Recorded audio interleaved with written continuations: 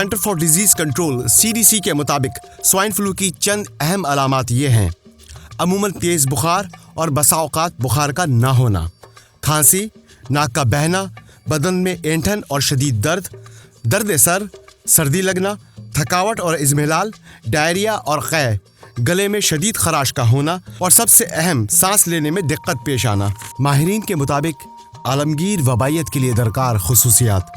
किसी भी influenza virus के आलमगीर वबायत फैलाने के लिए 4 बातें दरकार होती हैं, यानी वायरस की नई किस्म, हैवान से इंसान में मुंतकिल होने की सलाहियत, इंसान में बीमारी पैदा करने की सलाहियत और इंसान से इंसान में बीमारी पैदा करने की इस्तेदाद। दूसरा तरीका एंटीजेनिक शिफ्ट कहलाता है।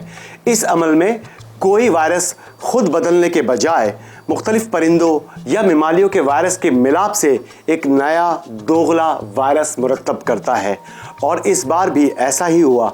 इस बात का सबसे ज़्यादा इम्कान सूअरों में पाया जाता है कि सूअरों के अंदर इंसानी और परिंदों के वायरस को जज़्ब करके एक नया वायरस बनाने की सलाहियत पैदा होती है। और इस बार भी ऐसा ही हुआ कि सूअर के बदन के अंदर इंसान और परिंदे के वायरस के RNA बाहम मिले और एक बिल्कुल नई तरतीब के साथ एक नया वायरस वजूद में आया, जिसे नोवल H1N1 वायरस कहा जाता है, और यही उर्फ़े आम में स्वाइन फ्लू कहलाता है।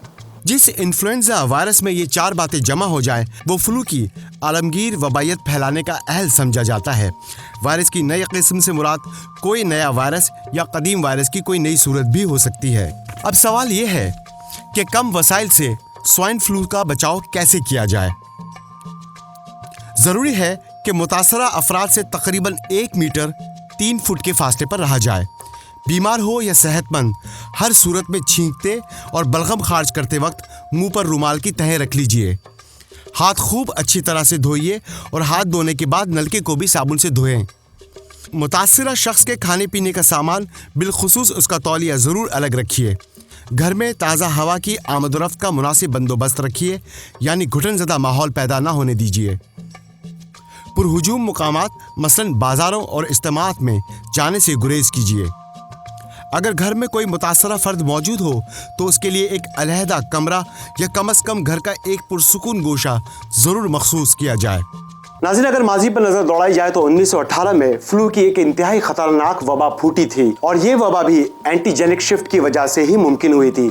और वायरस की इस तब्दीली में भी आधे से ज़्यादा जीन्स सूअर के थे, और रुए ज़मीन पर यह मोहल्लिक वबा, फ्लू की वबा, इंतहाई हलाकत खेज साबित हुई थी, जिसके अंदर लाखों करोड़ों लोग लुक़्मा अजल बने थे।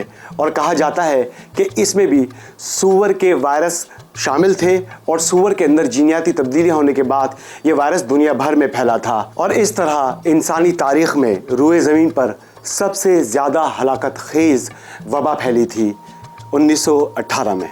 फ़िलहाल पाकिस्तान में स्वाइन फ्लू के मुकाबले में मलेरिया, TB और ज़चगी में मरने वालों की तादाद कहीं ज़्यादा है, लेकिन हमें 1918 के होलनाक फ्लू को नहीं भूलना चाहिए कि जो साकिनाने आलम के लिए किसी वबा से बढ़कर खूनी बला साबित हुआ था।